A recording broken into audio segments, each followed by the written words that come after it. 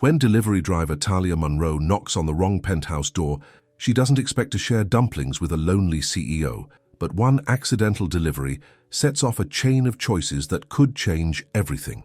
Before we get into the story, comment below where in the world you are watching from today. The rain pounded against Talia Monroe's helmet as she navigated her scooter through the busy downtown streets. Her phone buzzed with another delivery notification.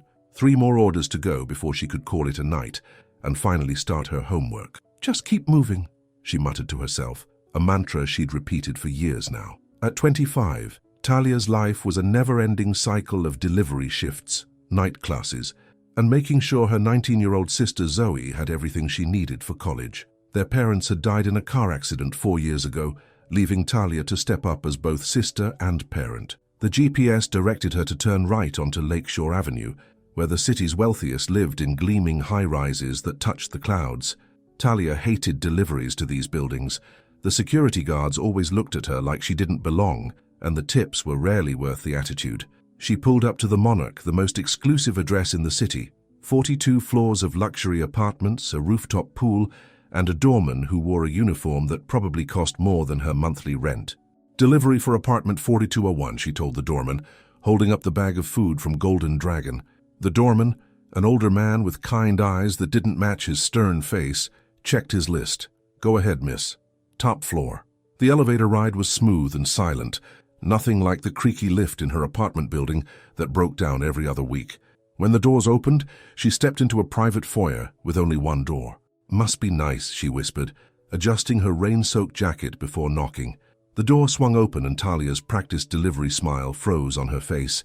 Instead of the usual customer in sweats or pajamas, a tall man stood before her in a half-buttoned dress shirt, barefoot, with dark hair slightly rumpled as if he'd been running his hands through it. He wasn't what she expected, and from the look on his face, she wasn't what he expected either. "I didn't order anything," he said, his voice deep and tired. Talia checked her phone. "This is 4201, right? Order for Chen." The man shook his head. "This is 4201, but I'm not Chen. I'm Roman Latimore." Talia's embarrassment quickly turned to frustration. The app had sent her to the wrong address, which meant she'd have to figure out where this Chen person actually lived, deliver their food, and then start on her other orders. She'd be behind schedule, which meant less sleep before her 8 a.m. class. "I'm sorry to bother you," she said, already turning to leave. "Wait," Roman called out. Something in his voice made her stop. "Is that Chinese food?" Talia nodded. "Dumplings and lo mein from Golden Dragon." Roman looked at the bag, then back at her. The rain outside had turned into a downpour, beating against the floor-to-ceiling windows of his penthouse. Lightning flashed, illuminating his face for a moment. He seemed lonely. "I was supposed to have a dinner meeting tonight, but they cancelled at the last minute," he said. "Do you want to stay? Just sit with me? I haven't eaten alone in years." Any other night, Talia would have politely declined and left, but something about the raw honesty in his voice made her pause. "I have other deliveries," she said, even as she found herself wanting to say yes. Roman ran a hand through his hair. "Of course. I shouldn't have asked. It's just been a long day." Talia looked at her phone again. The other deliveries weren't due for another 30 minutes. The rain was getting worse. And there was something about this man, this penthouse-dwelling stranger, that made her curious. "I have half an hour before my next delivery is due," she heard herself say, "and I am pretty hungry." The smile that broke across Roman's face transformed him from handsome to breathtaking. He stepped aside to let her in. "Thank you," he said, as if she were doing him a huge favor. Talia stepped into the penthouse and tried not to gawk. The space was massive, with windows that showcased the entire city skyline. Everything was sleek and modern, black leather, glass, and chrome. But there were surprisingly few personal touches. It looked like a place someone lived in, but not a home. "Let me take your jacket," Roman offered. "It's soaked." Talia handed over her wet delivery jacket, suddenly conscious of her simple uniform, jeans and a company t-shirt with the delivery app logo. Roman led her to a dining table by the windows. The city lights twinkled below them, rain sliding down the glass like tears. "So, what's your name?" he asked, grabbing plates from a kitchen that looked like it had never been used. Talia Monroe." "Well, Talia Monroe, I hope you like dumplings. I'm Roman Latimore." "You mentioned that at the door," she said with a small smile. Roman laughed, a genuine sound that seemed to surprise even him. "Sorry, force of habit. I introduce myself too much at work. What do you do? Talia asked, helping him unpack the food. Roman hesitated. I run a company, design and development. Talia nodded, not pushing for details. She'd learned that wealthy people either loved to brag about their success or were strangely secretive about it. Roman seemed to be the latter. They sat across from each other, the food between them. Talia couldn't remember the last time she'd eaten without also studying or watching her sister or checking her phone for the next delivery. So, delivery driving, Roman said. Is that your main job? One of them, Talia replied. I also work at a coffee shop 3 mornings a week, and I'm in school. Night classes. Roman raised his eyebrows. That's a lot. What are you studying? Business management, Talia said. I want to open my own bakery someday. My mum taught me how to bake when I was little. The words slipped out before she could stop them. She rarely talked about her dreams, especially with strangers. Dreams were dangerous things. They made you want more than you could have. A bakery, Roman repeated. That sounds wonderful. What kind? Talia shrugged, embarrassed now. Nothing fancy, just a small place with good coffee and fresh pastries. Somewhere people could come and feel at home. Roman nodded, his eyes fixed on her with genuine interest. The best businesses start that way, with something simple but meaningful. They ate in comfortable silence for a few minutes, the rain creating a soothing backdrop. Talia found herself relaxing, the tension of her long day easing from her shoulders. Can I ask you something? Roman said suddenly. Why did you agree to stay? You don't know me. I could be anyone. Talia considered the question. Honestly, you looked like you needed the company and... She paused, not sure if she should continue. And, Roman prompted, and you asked. Not many people do. I'm usually just the delivery person. Invisible once the food changes hands. Roman's expression softened. I find that hard to believe. You're not exactly easy to overlook. The compliment caught her off guard. She looked down at her food, unsure how to respond. Sorry, Roman said quickly. I didn't mean to make you uncomfortable. You didn't, Talia assured him. It's just been a long day. Long year, actually. Roman nodded, understanding in his eyes. Want to talk about it? Sometimes it's easier to share things with a stranger. Maybe it was the rain, or the strange circumstances, or just the fact that Roman Latimore seemed genuinely interested, but Talia found herself opening up. My parents died 4 years ago, she said. I've been taking care of my sister ever since. She's in college now, scholarship, thank goodness. But there are still expenses, books, housing, food. So I work and I go to school when I can, and I try to keep everything together. That's a lot for one person to handle, Roman said softly. Talia shrugged. We do what we have to do. Zoe's worth it. She's brilliant, studying computer science. She's going to change the world someday. And what about you? Who takes care of Talia? The question hit her like a physical blow. No one had asked her that in years. I take care of myself, she said finally. I have to. Roman didn't respond right away. He seemed to be considering his words carefully. You know, when my father died, everyone expected me to step up and take over the family business. I was 26, barely out of graduate school. I had all these ideas, all these plans of my own. But suddenly, there were 50 employees counting on me, and my mother saying how proud my father would have been. Did you do it? Take over the business, Talia asked. Roman nodded. I did. 5 years later, I'm still doing it, living the life that was laid out for me. Do you regret it? Roman looked out at the rain-soaked city. Some days. But then I think about all the people who depend on me, all the families whose livelihoods are tied to the company's success. And I pushed through. Talia saw herself in his words. The weight of responsibility, the setting aside of personal dreams for others' needs. But there was one big difference. At least you have all this, she said, gesturing to the penthouse. That must make the sacrifice easier. To her surprise, Roman laughed, but there was no humor in it. You'd think so, wouldn't you? But a golden cage is still a cage. They fell silent again, each lost in their own thoughts. Talia's phone buzzed, reminding her that her break from reality was over. I have to go, she said, standing up. More deliveries. Roman stood as well. Of course. Thank you for staying, Talia. This was nice. It was, she agreed and meant it. He walked her to the door, retrieving her jacket, which he'd hung up to dry. Drive safely. The rain's getting worse. Talia nodded, suddenly reluctant to leave. This brief interlude had been unexpected, but somehow exactly what she needed. Goodbye, Roman Latimore, she said, stepping into the hallway. Goodbye, Talia Monroe, he replied with a smile that didn't quite reach his eyes. The elevator doors closed, and Talia leaned against the wall, exhaling slowly. What a strange encounter. By tomorrow, it would seem like a dream. The fancy penthouse, the lonely man, the unexpected connection. But as she rode her scooter through the rain to her next delivery, she couldn't shake the feeling that something had shifted in her carefully balanced world. Roman stood at the window, watching the small figure of Talia Monroe exit the building and mount her scooter. He shouldn't have asked her to stay. It had been impulsive and inappropriate, but for those brief 30 minutes he'd felt more like himself than he had in years.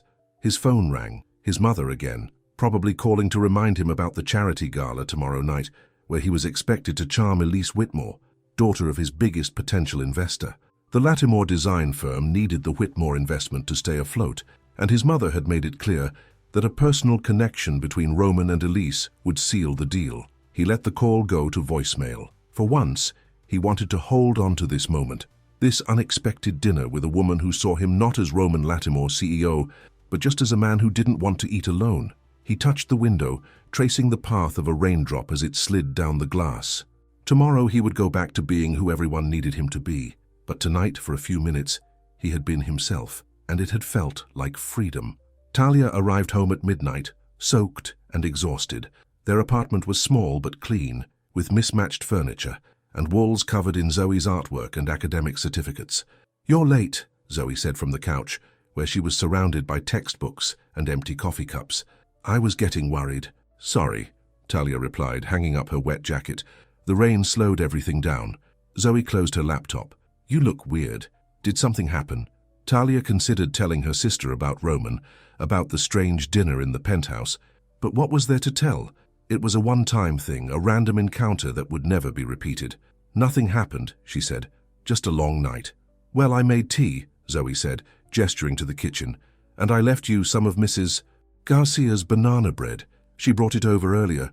Talia smiled, grateful for their kind neighbor who was always looking out for them. "You should get some sleep. Don't you have an early class tomorrow?" Zoe nodded, gathering her books. "Yeah, but I'm almost done with this coding project. Did you know there are scholarships for women in tech? My professor told me I should apply for one that could cover next year's tuition and books." Hope bloomed in Talia's chest. Another scholarship would ease their financial burden significantly. "That's amazing, Zoe. You should definitely apply." Zoe hugged her sister. "I will. And then maybe you could cut back on some of your shifts. Take more classes. You're always taking care of me. But what about your dreams?" For the second time that night, Talia was asked about her own needs, her own wants. It was unsettling.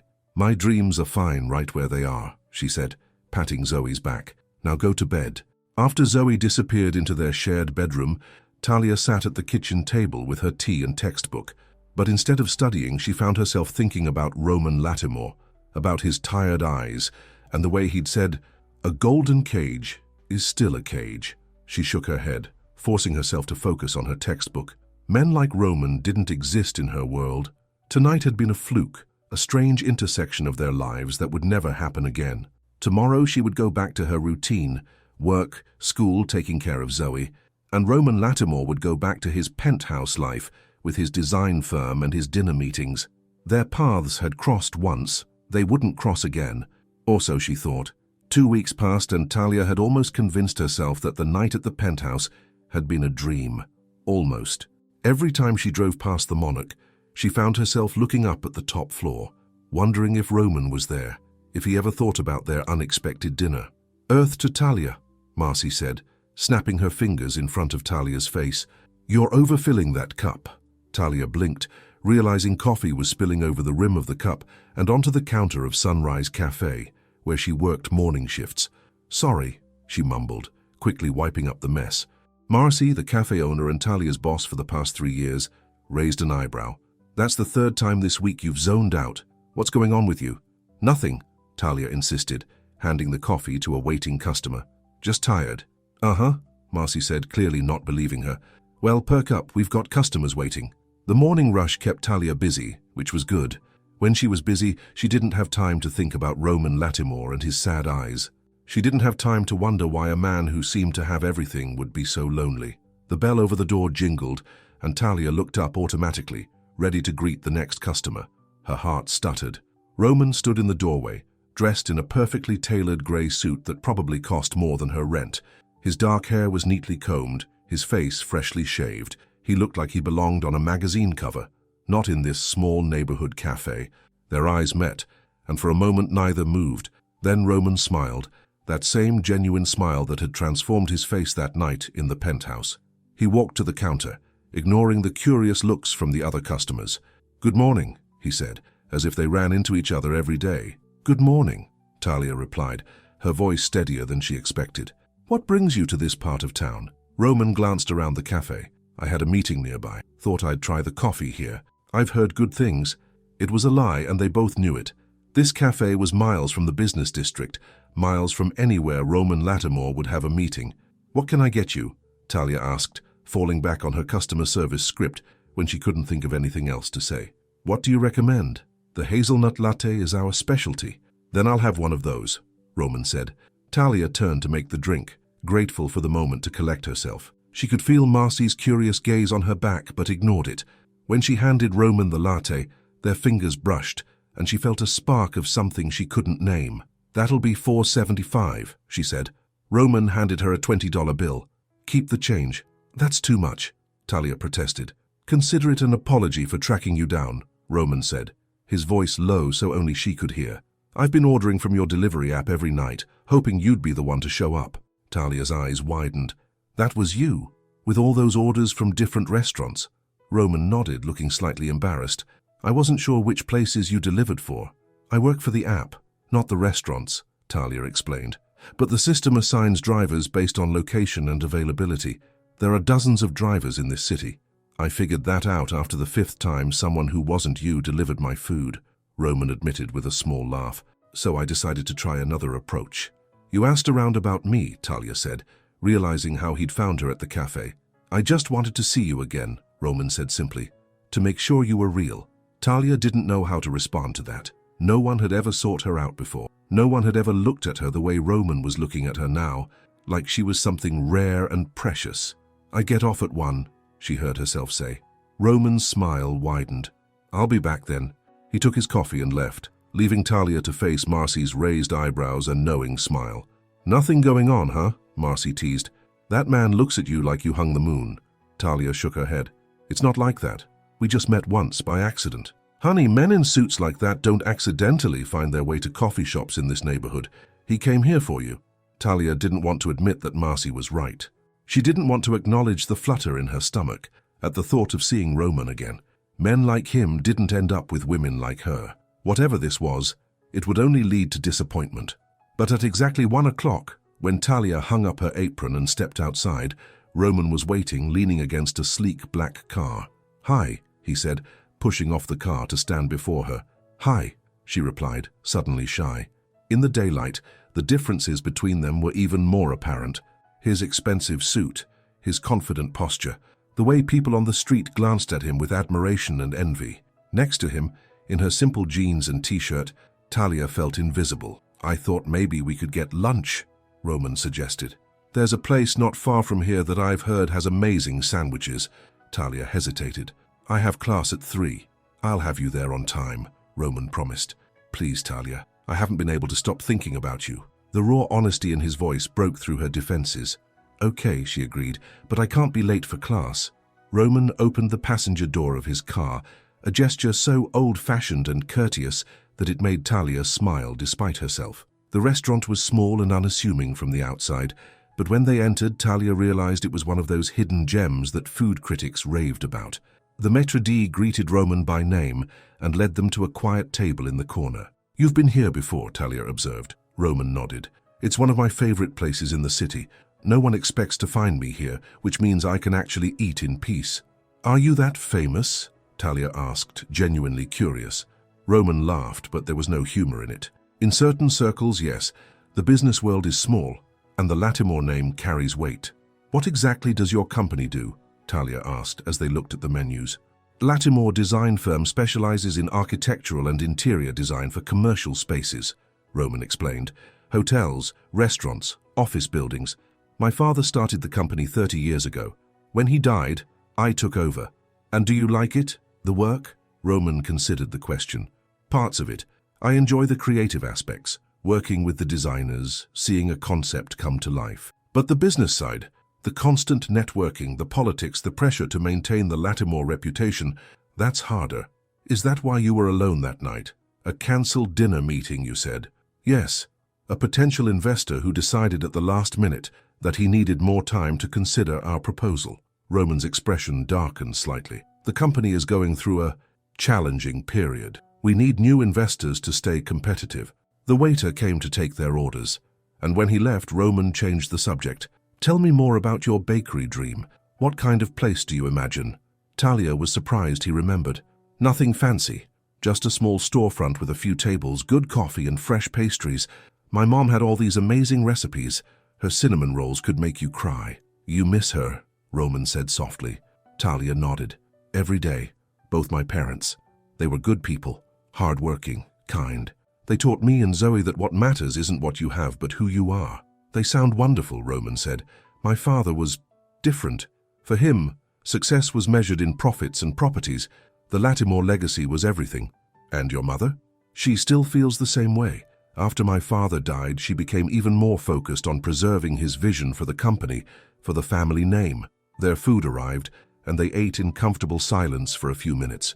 Talia couldn't help but notice how at ease she felt with Roman, despite the obvious differences in their lives. How's your sister? Roman asked. Zoe, right? You said she's in college. Talia smiled, always happy to talk about Zoe. She's great. Working on a big coding project right now. She's applying for a scholarship that could cover her tuition for next year. That's wonderful, Roman said. She's lucky to have you supporting her. We support each other, Talia corrected. Zoe's the reason I keep going when things get tough. Knowing she's going to have opportunities I never had, it makes all the hard work worth it. Roman studied her face. You're remarkable, you know that? Most people would be bitter, having to put their own dreams on hold. Talia shrugged, uncomfortable with the praise. It's just life. We do what we have to do. Not everyone would, Roman insisted. Many would walk away, focus on themselves. Is that what you would do? Talia challenged. Roman smiled ruefully. No, that's why the company is still my priority, even when I dream of doing something else.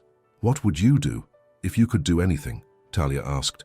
Roman looked out the window, his expression wistful. I studied photography in college before business school. I always thought I'd travel the world, capturing different cultures, different landscapes. There's something powerful about freezing a moment in time, about finding beauty in ordinary things. Talia could see it. Roman with a camera instead of a briefcase, exploring remote villages instead of boardrooms. The image fit him better than his expensive suit. Why don't you? She asked. You have the resources. Responsibility, Roman replied simply. 50 employees depend on the company for their livelihoods. My mother depends on me to carry on my father's legacy. And now, with the financial situation as it is, he trailed off, then shook his head. Sorry, I didn't mean to burden you with my problems. It's not a burden, Talia said softly. It's nice, actually, knowing that even people with penthouses have real struggles. Roman's phone buzzed, and he glanced at it with a frown. I'm sorry, I need to take this. It's my assistant. He stepped away from the table to answer the call, his posture stiffening as he spoke. When he returned, his expression was apologetic. There's an emergency at the office, I have to go. He signaled for the check. I'm really sorry, Talia. It's okay, she said, even as disappointment settled in her chest. I understand. Roman paid the bill despite Talia's protests, then walked her to his car. Can I drop you at your school? Talia checked the time. Actually, if you could drop me at the bus stop on Elm Street, that would be great. I have time to catch the 2:15. Roman looked like he wanted to argue, but nodded. The drive was quiet, tension replacing the ease they'd shared earlier. When they reached the bus stop, Roman turned to her. Talia, I want to see you again. She should say no. She should protect herself from whatever this was, this impossible connection with a man whose world was so different from hers. But looking into Roman's eyes, she couldn't bring herself to push him away. Okay, she said. Relief washed over Roman's face. I have a charity gala tomorrow night.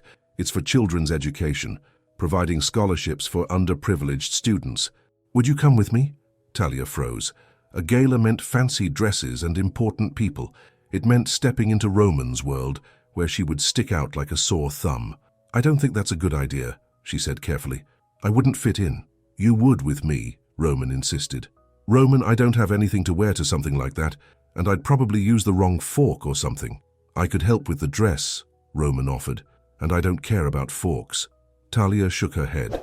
"No, no fancy dresses from you. That's not... I can't accept that." Roman nodded, accepting her boundary. "What about Saturday then? Something simple. No galas, no expensive restaurants. Just us." The bus approached and Talia stood. "Text me," she said, pulling a pen from her bag and quickly writing her number on a napkin from the restaurant. "We'll figure something out." She boarded the bus before she could change her mind. As it pulled away, she looked back to see Roman standing on the sidewalk, watching her leave, the napkin clutched in his hand like it was something precious. The Lattimore building dominated the downtown skyline, its glass facade reflecting the afternoon sun. Inside his top-floor office, Roman stared at the napkin with Talia's number, ignoring the stack of contracts his assistant had left for his review. "There you are," his mother's voice cut through his thoughts. Vivian Lattimore swept into the office, elegant in a designer suit, her silver hair pulled back in a tight bun. "I've been trying to reach you all day." "I had meetings," Roman said, quickly tucking the napkin into his pocket. Vivian sat across from him, her posture perfect, her expression severe. "The Whitmore investment is our priority right now, Roman. James Whitmore called me this morning, concerned that you've been avoiding his daughter's calls." Roman sighed. "I've been busy, Mother. The Peterson project is behind schedule, and the Henderson contract needs to be renegotiated. Elise Whitmore is exactly the kind of connection this family needs right now," Vivian continued, as if he hadn't spoken. "She's well-educated, from a good family, and her father controls the investment capital that could save this company." "I know," Roman said, his voice tight. "You've mentioned it several times. Then why aren't you making more of an effort? The gala tomorrow night is the perfect opportunity to show the Whitmores that you're serious about a partnership, both business and personal." Roman stood, moving to the window. "I'm 31 years old, Mother. I don't need you arranging my personal life." "This isn't just about your personal life," Vivian snapped. "This is about the future of Lattimore Design. Your father built this company from nothing. Are you really willing to let it fail because you're too stubborn to charm one eligible young woman?" The guilt hit Roman like a physical blow. His father had trusted him with the company, with the family legacy, and now, with profits down and competitors circling, he was risking it all because of, what? A delivery driver he'd met by chance. A woman he barely knew but couldn't stop thinking about. "I'll be at the gala," he said finally, "and I'll speak with Elise." Vivian's expression softened slightly. "That's all I ask. You know I only want what's best for you, for the company." After his mother left, Roman sat heavily in his chair, the weight of responsibility pressing down on him. He pulled out his phone and stared at Talia's number, which he'd already entered as a contact. He should delete it. He should focus on what was expected of him. Charm Elise Whitmore, secure the investment, save the company. It was the responsible thing to do. Instead, he typed a message. "Saturday, 7 p.m. No galas, no expensive restaurants, just us." His finger hovered over the send button. If he sent this message, he was choosing to pursue something that could never work, something his family would never accept. He was choosing to complicate an already precarious situation. He pressed send. Talia sat in her business management class, her notebook open but empty. Usually she was an attentive student, taking detailed notes and asking questions. Today her mind was elsewhere, in a quiet restaurant corner, talking with a man who should have been a stranger but somehow felt like someone she'd known for years. Her phone vibrated in her pocket. Normally she never checked messages during class, but today she slipped it out, glancing quickly at the screen. Roman, Saturday, 7 p.m. No galas, no expensive restaurants, just us. A smile spread across her face before she could stop it. She quickly typed back, "Okay, where?" The response came immediately. "Meet me at Riverside Park by the fountain, wear comfortable shoes." Talia tucked her phone away, trying to refocus on the lecture, but all she could think about was Saturday and what it meant that Roman Lattimore wanted to see her again. After class, she hurried to her next job, an evening shift at the campus bookstore. As she stocked shelves with textbooks, her co-worker Miguel nudged her. "You're smiling," he observed, "like a lot." "It's kind of creepy," Talia laughed. "Am I not allowed to be happy?" "Sure, but you're usually more—" He made a serious face, furrowing his brow in concentration. "I do not look like that," Talia protested. "You kind of do," Miguel insisted, "especially when you're counting inventory. So what's got you all smiley? Did Zoe win another award?" Talia considered telling Miguel about Roman, but decided against it. How would she even explain it? I met this rich guy when I delivered to the wrong address, and now we're, dating? Getting to know each other? Just having a good day, she said instead. Uh-huh, Miguel replied, clearly not believing her. Well, whatever it is, it looks good on you. Talia finished her shift and headed home, her mind still full of Roman. She knew she was being foolish. Men like him didn't end up with women like her. This wasn't a movie. It was real life, where class differences mattered, where family expectations mattered.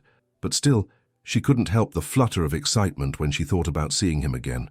Their apartment was dark when she arrived home, which was unusual. Zoe was always there in the evenings, studying or cooking dinner. Zoe, Talia called, turning on the lights. A note sat on the kitchen table. At the library with study group. Don't wait up. Love you, sir. Talia smiled, grateful that her sister was finding her place at college. She made herself a simple dinner and sat at the table with her textbook, determined to focus on her studies and not on Roman Lattimore. Her phone buzzed again. Roman, what's your favorite food? Talia, why? Roman, planning for Saturday. I want to get it right. Talia hesitated, then replied, my mom's empanadas, but since that's not possible, I like pizza, the cheap kind with too much cheese. Roman, noted. What are you doing right now? Talia, studying, business management, thrilling stuff about supply chains. Roman, I have a board meeting tomorrow where I'll be discussing the same thing. Want to trade places? Talia laughed out loud at the image of Roman sitting at her small kitchen table while she addressed a boardroom full of executives. Talia, I don't think your fancy business associates would take me seriously. Roman, you'd be surprised. You're smarter than most of them. The compliment warmed her, even as she tried to remind herself not to read too much into his words. Talia, I should get back to studying. Some of us don't have fancy business degrees yet. Roman, yet, I like that. Good night, Talia. Talia, good night, Roman. She put her phone down, her heart light. It was silly to feel this way after just 2 meetings and a few text messages. Silly and dangerous. But for once in her life, Talia decided to let herself enjoy the feeling, just for a little while. Outside her window, the city lights twinkled, and somewhere across town, in a penthouse with a view of the entire skyline, Roman Lattimore was thinking of her too. The next night, Roman stood in the grand ballroom of the Metropolitan Hotel, a champagne flute in his hand, nodding politely as James Whitmore discussed the future of commercial real estate. Beside Whitmore stood his daughter Elise, blonde and beautiful in a designer gown, her smile practiced and perfect. Don't you agree, Roman? Whitmore asked, bringing Roman's attention back to the conversation. Absolutely, Roman replied smoothly, though he had no idea what he was agreeing to. His thoughts kept drifting to Talia, to their upcoming meeting tomorrow. I was just telling Daddy that your mother mentioned you might show me around the new Lattimore building downtown, Elise said, touching his arm lightly. I'd love to see your design process up close. Roman forced a smile. Of course, we could arrange that next week. Wonderful, James Whitmore said, clapping Roman on the shoulder. I'll let you 2 young people chat. I see the mayor just arrived. As Whitmore moved away, Elise stepped closer to Roman. Your mother tells me you've been working very hard lately. All work and no play, Roman?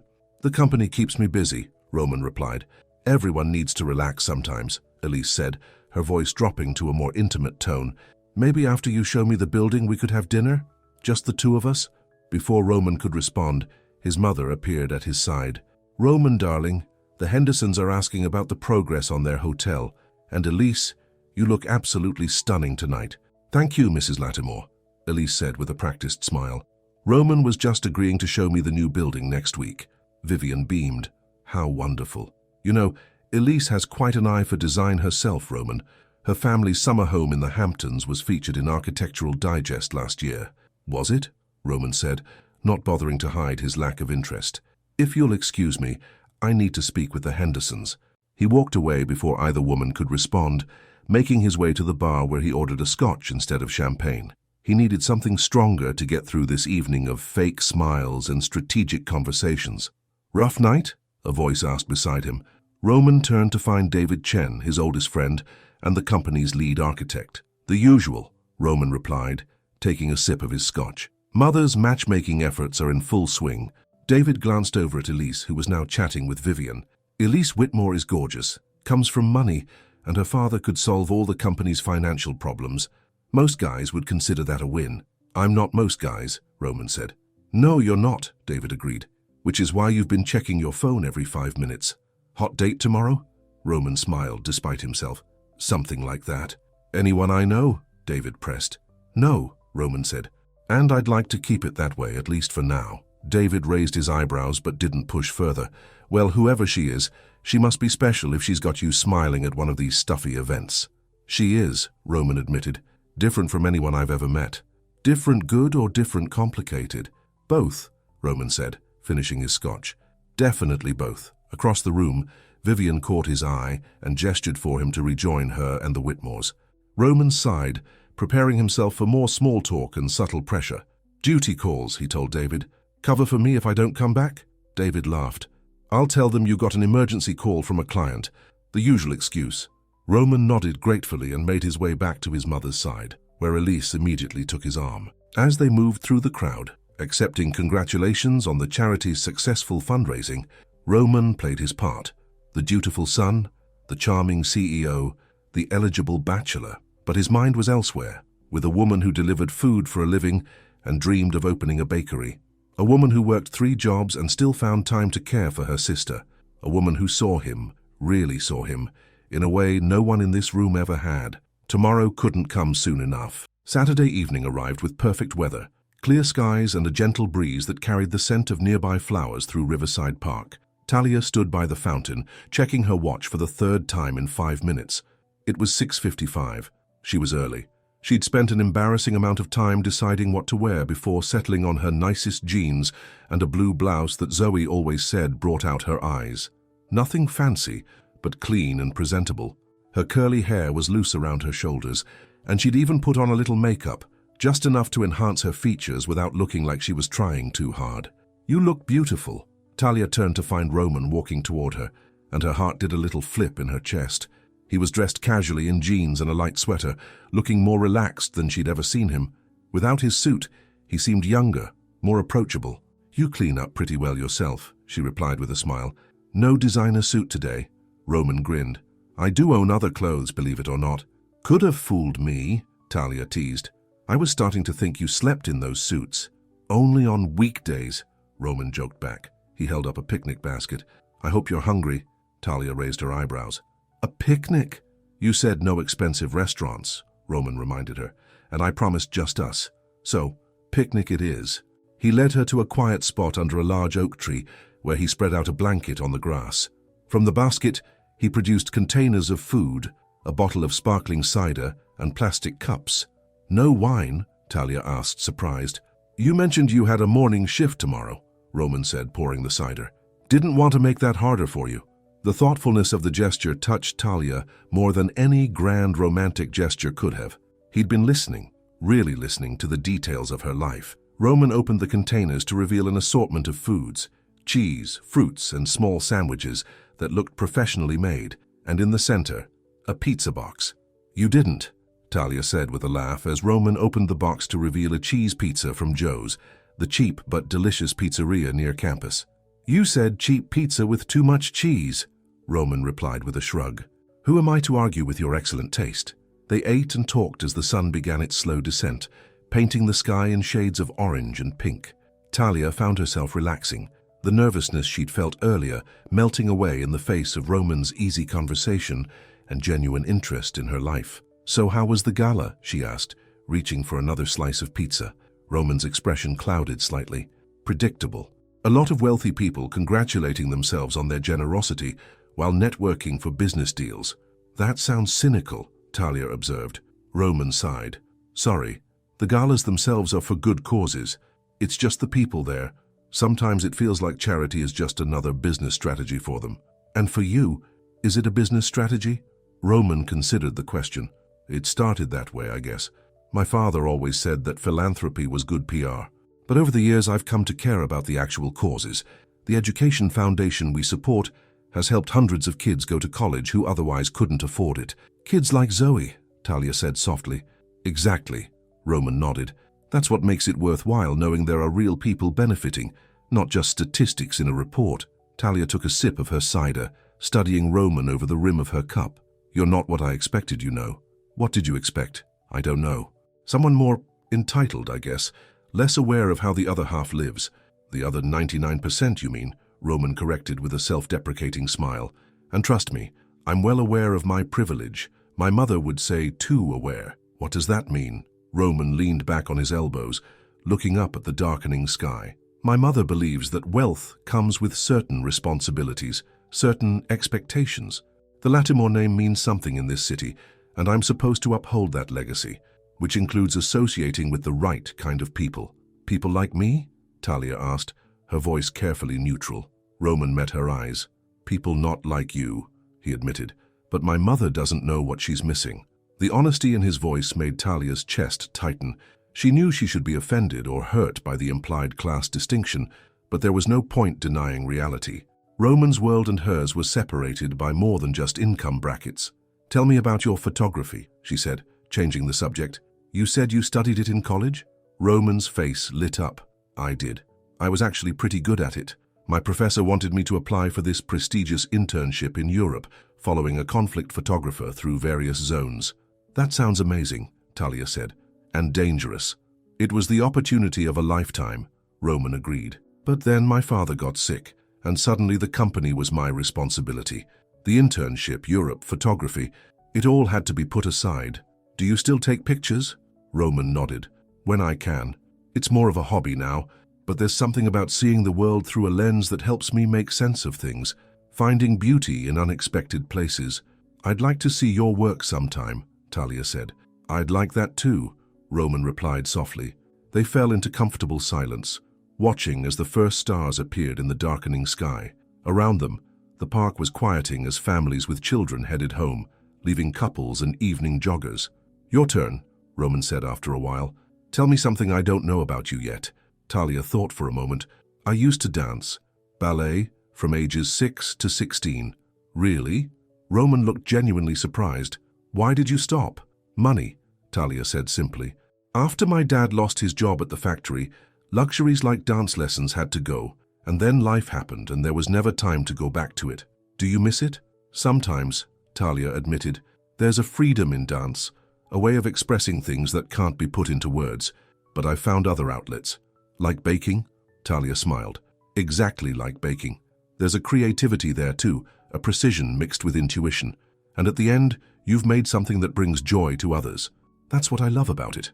Roman reached out and took her hand, his fingers warm against hers. You're going to have that bakery someday, Talia. I believe that. The simple conviction in his voice made her throat tight with emotion. Thank you, she whispered. They stayed in the park until it was fully dark, the city lights twinkling around them like earthbound stars. When the night air grew cool, Roman packed up the picnic and walked Talia to the bus stop, despite her insistence that she would be fine on her own. I had a really good time tonight, Talia said, as they waited for her bus. So did I, Roman replied. Better than any gala or business dinner I've had in years. We should do it again sometime, Talia suggested, surprised by her own boldness. Roman's smile was answer enough, but he said, definitely. How about next weekend, Saturday again? Talia nodded. Saturday works for me, no morning shift on Sunday. Then I'll bring wine instead of cider, Roman said with a grin. The bus approached, its headlights cutting through the darkness. Talia hesitated, suddenly reluctant to leave. Roman seemed to feel the same way, his expression mirroring her own uncertainty. Talia, he said softly, stepping closer. I'd really like to kiss you. Her heart raced. I'd really like that too. Roman leaned down, his lips meeting hers in a gentle kiss that still managed to send warmth spreading through her entire body. It was sweet and brief, a promise of more to come. The bus doors opened with a hiss, breaking the moment. Talia stepped back, her cheeks flushed. Good night, Roman, she said, boarding the bus. Good night, Talia, he replied, his eyes never leaving hers until the doors closed and the bus pulled away. Talia found a seat by the window, her fingers touching her lips where she could still feel the warmth of Roman's kiss. This was dangerous territory, she knew. A few wonderful evenings didn't change the reality of their situations, but for now, just for tonight, she would allow herself to hope. Roman watched until the bus disappeared around a corner, carrying Talia away. The evening had been perfect, simple, genuine, exactly what he needed after the artifice of the gala. With Talia, he felt like himself, not the persona he had to maintain for business associates and family expectations. His phone buzzed in his pocket. The screen showed his mother's name.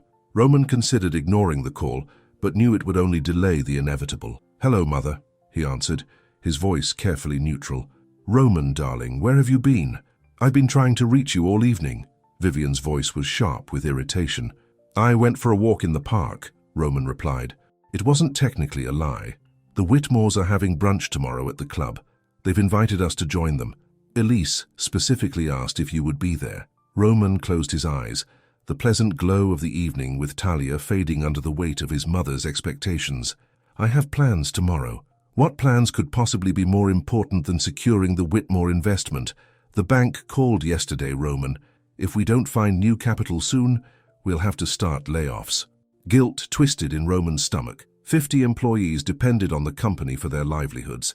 50 families that would suffer if Lattimore Design failed. "I'll be there," he said finally. "What time?" 11, Vivian replied, satisfaction evident in her voice. "Wear the blue suit." Elise mentioned she liked it at the gala. After hanging up, Roman stood at the bus stop for a long moment, staring in the direction Talia had gone. Two worlds, pulling him in opposite directions. A life he was expected to live versus a life he was beginning to want. With a heavy sigh, he turned and walked toward his car, the taste of Talia's kiss still lingering on his lips. "Spill it," Zoe demanded, as soon as Talia walked through the apartment door. Her sister was curled up on the couch with her laptop, but her attention was now fully on Talia. "You're glowing, and it's not from your usual Saturday night of delivery runs and studying." Talia hung up her jacket, trying to keep her expression neutral. "I don't know what you're talking about." "Please," Zoe scoffed. "You've been checking your phone and smiling at it for days, and now you come home looking like you just won the lottery. Who is he?" "What makes you think there's a he?" Talia countered, heading to the kitchen for a glass of water. Zoe followed her. "Because I know you."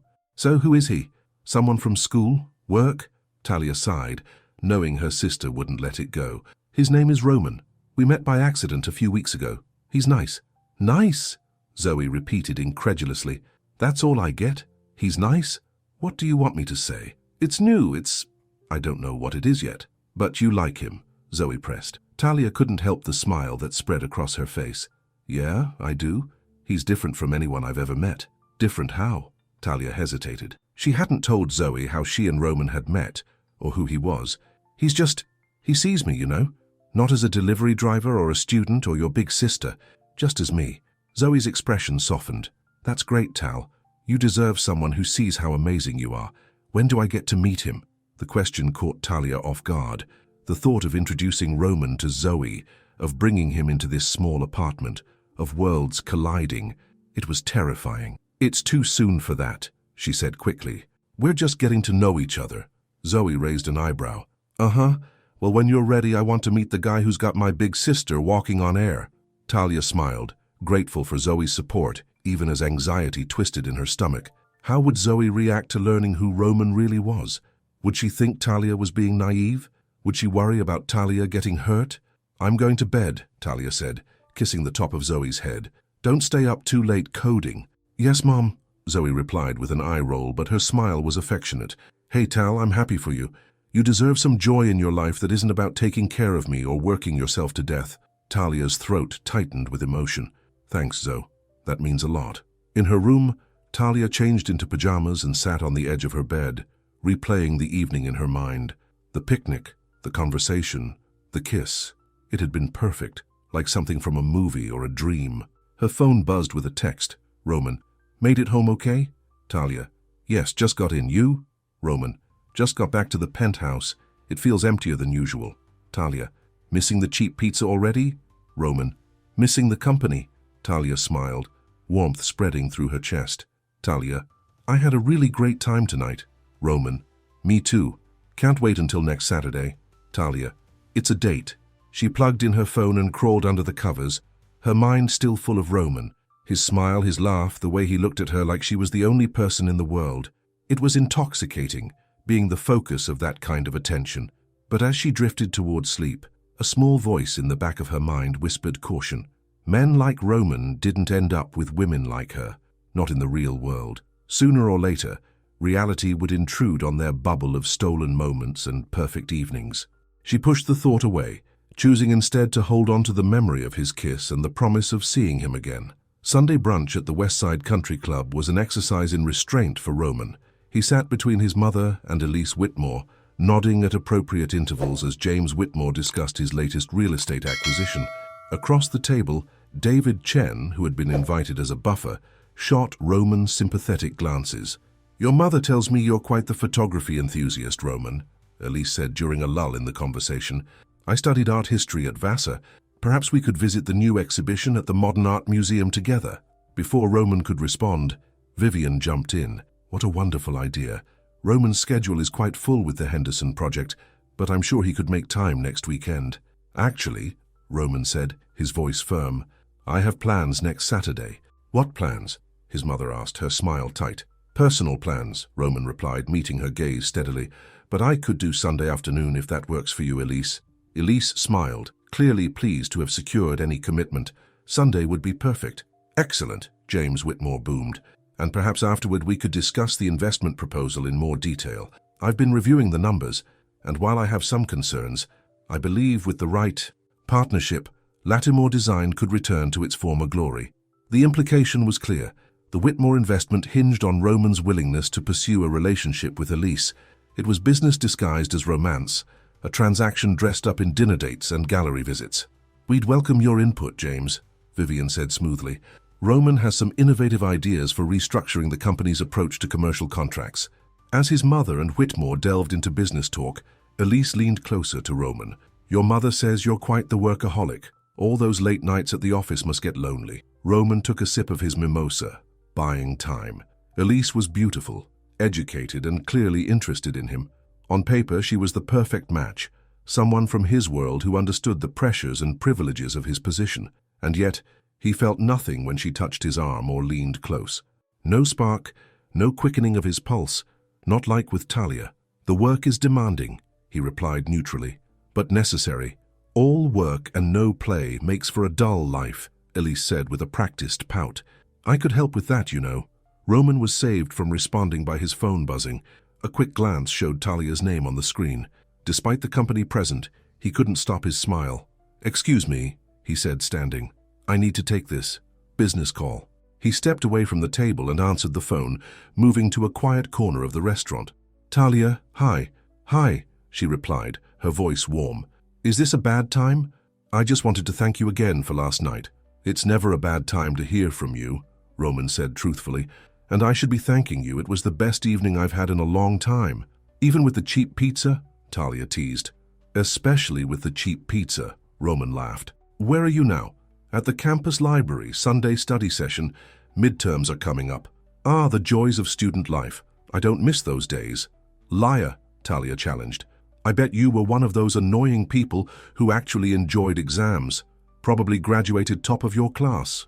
"I plead the fifth," Roman said with a smile.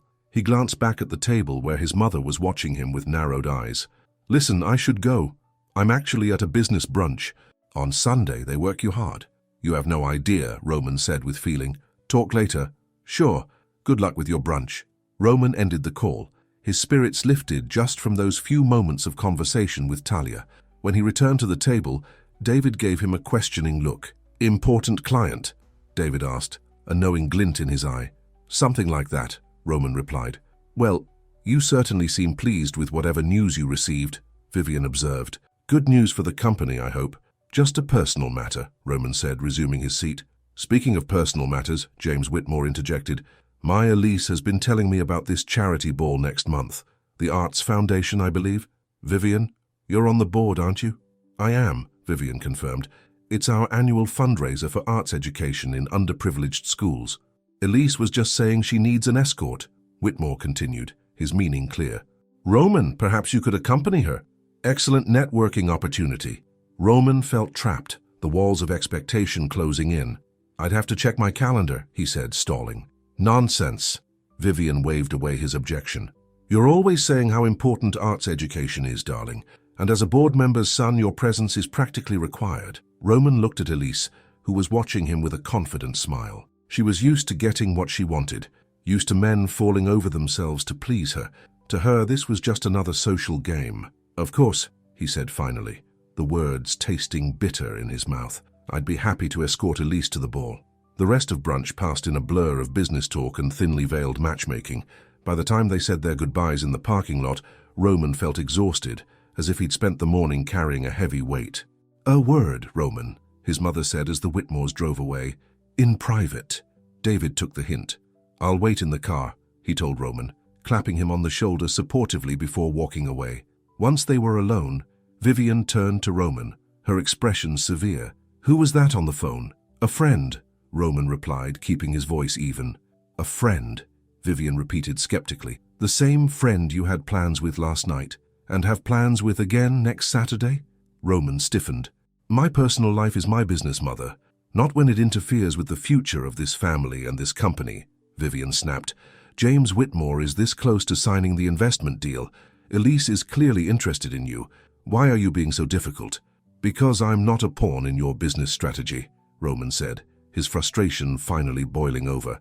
"I've done everything else you've asked. I took over the company when Dad died. I put aside my own dreams. I work 80-hour weeks trying to keep his legacy alive. But I draw the line at arranging my personal life for the sake of an investment." Vivian's eyes widened at his outburst. "This isn't just any investment, Roman. This is the difference between Lattimore Design thriving or failing. Your father built this company from nothing. Are you really willing to let it crumble because you're too selfish to charm one perfectly suitable young woman?" The accusation hit Roman like a physical blow. Was he being selfish? 50 employees and their families depended on the company's success. The Whitmore investment would secure their futures, ensure that his father's legacy continued. Was he risking all that for what? A delivery driver he'd known for less than a month. "I escorted Elise to the gala," Roman said finally. "I agreed to the museum on Sunday. I'll take her to the charity ball. But that's all I'm promising." Vivian studied him for a long moment. "There's someone else, isn't there? That's what this is about." Roman said nothing, which was answer enough. "Who is she?" Vivian pressed. "Someone from the club? The foundation board?" "It doesn't matter," Roman said, turning to walk away. "I need to go. I have work to do." "It does matter," Vivian called after him. "If she's the right kind of person, with the right connections, perhaps we could work with that. But if she's not—" Roman stopped, turning back to face his mother. "Not what, Mother? Not rich enough? Not from the right family? Not suitable for the Lattimore name?" Vivian's expression hardened. "Yes, Roman, exactly that. This family has a position in society, a reputation to maintain. The woman you choose to be with reflects not just on you, but on the entire Lattimore legacy. Maybe the Lattimore legacy needs to change," Roman said quietly. "Your father would be disappointed to hear you say that," Vivian replied, her voice cold. "He sacrificed everything to build what we have. And I've sacrificed everything to maintain it," Roman countered. "Maybe it's time I decided what I'm willing to give up and what I'm not." He walked away before his mother could respond, his heart pounding with a mixture of anxiety and exhilaration. He had never stood up to her like that before, never challenged the Lattimore way of doing things. David was waiting in the car, pretending to be absorbed in his phone. He looked up as Roman slid into the passenger seat. "That looked intense," David observed. "You could say that," Roman replied, running a hand through his hair. "I think I just committed minor treason against the Lattimore empire." "About time," David said with a grin. "So who is she? The mysterious phone call that had you smiling like a teenager?" Roman hesitated, then decided he needed at least one ally in his life who knew the truth. "Her name is Talia, Talia Monroe. She's a student, works multiple jobs to support herself and her sister. We met when she delivered food to my penthouse." "Wrong address, right timing," David whistled low. "No wonder your mother looks like she swallowed a lemon. Not exactly the socialite heiress she had in mind." "Talia's worth 10 of those socialites," Roman said firmly. "She's real, David. When I'm with her, I'm not the CEO of Lattimore Design or the son of Victor Lattimore. I'm just me." "I haven't seen you this animated about anything in years," David observed. "Not since that photography fellowship you turned down." "Yeah, well," Roman shrugged. "Talia makes me remember the person I wanted to be before I became the person I had to be." "So what happens now?" David asked, starting the car. "Vivian Lattimore isn't going to give up on the Whitmore connection without a fight." Roman looked out the window, watching the exclusive country club recede in the distance. "I don't know," he admitted, "but for the first time in a long time I feel like I have something worth fighting for." The week passed in a blur of work, classes, and text messages for Talia. Roman texted her throughout each day, small messages that made her smile in the middle of lectures or during her coffee shop shifts. Roman, just survived a 3-hour meeting where nothing was decided. How's your day? Talia, just made 47 lattes in a row. I now smell permanently like coffee. Roman, I like coffee. A lot. These little exchanges became the bright spots in her hectic days. They talked about everything and nothing. Favorite books, childhood memories, daily frustrations. It was easy, comfortable, as if they'd known each other for years instead of weeks. On Wednesday, flowers arrived at the coffee shop, a simple arrangement of daisies and wildflowers, nothing ostentatious but beautiful in their simplicity. The card read, "Counting down to Saturday." "Zhao's secret admirer?" Marcy asked with a knowing smile. "Something like that," Talia replied, unable to keep the happiness from her voice. By Friday, Talia had to admit to herself that what she felt for Roman went beyond attraction or intrigue. She was falling for him. His kindness, his humor, the way he listened when she talked as if every word mattered, but doubt still nagged at her. Their worlds were so different. She was a scholarship student working multiple jobs to make ends meet. He was the CEO of a design firm, living in a penthouse born into wealth and privilege. Sooner or later, those differences would matter. Saturday evening couldn't come fast enough. This time, they had agreed to meet at a small jazz club downtown. Not too fancy, not too cheap, just right, Roman had promised. Talia wore her one nice dress, a deep blue wrap dress that Zoe had insisted she buy on sale last year for potential job interviews.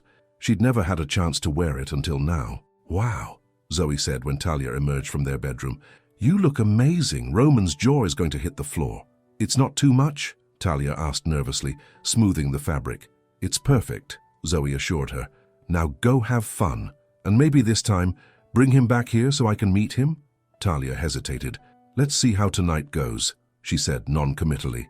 The jazz club was intimate and warm, with small tables clustered around a stage where a quartet played soft, melodic music. Roman was waiting outside, and when he saw her, his expression of open admiration made all her nerves vanish. "You look stunning," he said, taking her hand and pressing a kiss to her cheek. "You clean up pretty well yourself," Talia replied, noting his crisp shirt and dark pants. No suit, but still elegant. Inside, they were shown to a corner table with a good view of the stage. The lighting was dim, creating pockets of privacy among the scattered tables. "I've never been to a jazz club before," Talia admitted as they settled in. "Really? Not even for a class assignment or something?" Talia shook her head. "Between work and school and taking care of Zoe, there hasn't been much time for exploring the city's nightlife." "Well, I'm honored to be your first jazz experience," Roman said with a smile. "My father used to bring me here when I was younger. It was one of the few places where he truly relaxed." "You don't talk about your father much," Talia observed. Roman's expression grew thoughtful. "It's complicated. I respected him, admired his drive and vision, but I also resented the expectations he placed on me, the way he assumed I would want the same things he wanted. And your mother? You mentioned she's traditional." Roman laughed without humor. "That's a diplomatic way of putting it. My mother believes in the natural order of things, the Whitmores at the top of the social hierarchy, associating only with suitable people, maintaining the family's position and influence." "And I'm not suitable," Talia said quietly. It wasn't a question. Roman reached across the table and took her hand. "In my mother's narrow worldview? No, but her opinion isn't the one that matters to me." The waiter arrived with the wine Roman had ordered, momentarily interrupting their conversation. After he left, Talia took a sip, gathering her courage. "Roman, what are we doing?" she asked finally. "I mean, really, where can this go?" Roman's expression grew serious. "What do you want it to be, Talia?" "I don't know," she admitted. "When I'm with you, everything feels possible. But then I go back to my reality, my tiny apartment, my 3 jobs, my student loans, and I wonder if I'm being naive. People from your world and people from mine, they don't usually mix." "Maybe they should," Roman said. "Maybe the problem is that we've all accepted these arbitrary divisions without questioning them.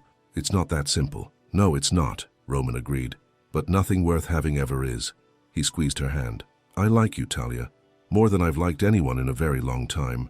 When I'm with you, I feel like myself, not the version of me that everyone else expects. I don't want to give that up just because of some societal rule book." The sincerity in his voice made Talia's throat tight with emotion. "I like you too," she said softly. "But I'm scared. I've been burned before. Not by someone like you, but by someone who made me feel special until I wasn't convenient anymore. Tell me, Roman encouraged gently. Talia took another sip of wine for courage. His name was Marcus. We met in my first year of college, before my parents died. He was pre-law, charming, ambitious. We dated for almost a year, but he never introduced me to his friends or family. We always met at my place, never his. I told myself it didn't matter, that it was just more convenient that way. What happened? Roman asked, though his expression suggested he already knew. I surprised him one day, went to his apartment instead of waiting for him to come to mine. A friend let me in the building. When I knocked on his door, a girl answered, beautiful, polished, clearly from money. Turns out she was his girlfriend, the official one, the one his parents knew about and approved of. I was just the fun distraction, the secret. Roman's expression darkened with anger. He's an idiot. Maybe, Talia shrugged, or maybe he was just realistic about how the world works. People end up with people from their own worlds. That's just how it is. Not always, Roman insisted, and not with me. I would never hide you, Talia. The music swelled around them, a mournful saxophone carrying a melody that seemed to echo the ache in Talia's heart, the longing to believe him, to trust that what they had could survive the real world. You say that now, she said. But what happens when your mother demands to meet the woman you're spending time with? What happens when your business associates see you with someone who isn't from your social circle? What happens when I fall in love with you? Roman finished, his voice low but intense. Because that's where this is heading, Talia, at least for me. The words hung between them, both a promise and a challenge. Talia's heart raced. It was too soon for such declarations, too soon to be talking about love, and yet deep down she knew she was already halfway there herself. Roman, you don't have to say anything, he interrupted gently. I know it's fast, I know it's complicated, but I want you to know where I stand. I'm not Marcus. You're not a secret, not a distraction. You're the most real thing in my life right now. Talia blinked back unexpected tears. I want to believe that. Then believe it, Roman said simply. Give us a chance, Talia. That's all I'm asking. The music shifted to something softer, more hopeful. Around them, couples leaned close, sharing whispered conversations and private smiles. Dance with me, Roman said suddenly, standing and offering his hand. Here now? Talia asked, glancing at the small space near the stage where a few other couples were swaying to the music. Yes, here. Yes, now, Roman confirmed with a smile. You said you used to dance. Show me. Talia hesitated only a moment before placing her hand in his. He led her to the dance floor, drawing her close as the music enveloped them. His hand rested lightly on her waist, respectful but intimate. It's been a long time, Talia warned as they began to move together. You're perfect, Roman murmured, his eyes never leaving hers. They moved together as if they'd danced 100 times before, finding a rhythm that felt natural and right. The world around them faded. No social barriers, no family expectations, no past disappointments. Just two people holding each other close, moving to the same music. When the song ended, Roman didn't let go. Instead, he leaned down and kissed her, a kiss deeper and more passionate than their first. Talia kissed him back, pouring into it all the feelings she couldn't yet put into words. I'm falling for you, Talia Monroe, Roman whispered against her lips. And I'm not going to let anything or anyone stand in our way. For that moment, in the warmth of his arms with the music surrounding them, Talia let herself believe him. Later that night, as Roman drove her home, Talia made a decision. Would you like to come up? She asked when they reached her apartment building. Meet Zoe? Roman looked surprised but pleased. Are you sure? Talia nodded. I'm sure. It's not a penthouse, but it's your home, Roman interrupted gently. I'd be honored to see it. The apartment was small but clean, with mismatched furniture and walls covered in Zoe's artwork and Talia's baking competition certificates. Talia watched Roman's face carefully as they entered, looking for any sign of judgment or discomfort, but saw only genuine interest. Zoe, Talia called. I'm home, and I brought someone I'd like you to meet. Zoe emerged from the bedroom, her eyes widening when she saw Roman. Hi, she said, extending her hand. I'm Zoe. You must be the famous Roman. Famous, huh? Roman smiled, shaking her hand. Talia's told me a lot about you. Funny, she's been pretty tight-lipped about you, Zoe replied with a pointed look at her sister. Roman laughed. Fair enough. I'm still working on earning my way into the full Monroe family confidence. Zoe's eyebrows rose, impressed by his easy humor. Coffee, tea. We don't have anything fancy, but Coffee would be great, Roman said, if it's not too late. As Zoe went to make coffee, Roman wandered to the wall of certificates and photos. Are these all yours? He asked, pointing to the baking awards. Talia nodded, slightly embarrassed. Local competitions, nothing major. 6 first-place ribbons doesn't seem like nothing to me, Roman said, studying a photo of Talia holding a blue ribbon and an elaborately decorated cake. You look so happy here. I was, Talia admitted. Baking competitions were my one luxury, the one thing I did just for me. But between tuition and rent increases, I haven't been able to afford the entry fees lately. Roman turned to her, his expression thoughtful. Your bakery is going to be amazing, Talia. I believe that with all my heart. The sincerity in his voice made her throat tight with emotion. Before she could respond, Zoe returned with coffee. The 3 of them sat in the small living room, talking until well past midnight.